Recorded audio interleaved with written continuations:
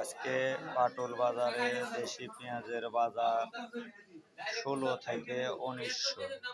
ভালো কোয়ালিটি যেটা 1 নাম্বার এটার বাজার গেল 1700 থেকে 1900, এবং যেটা নর্মাল কোয়ালিটির এটা 16 থেকে 1700।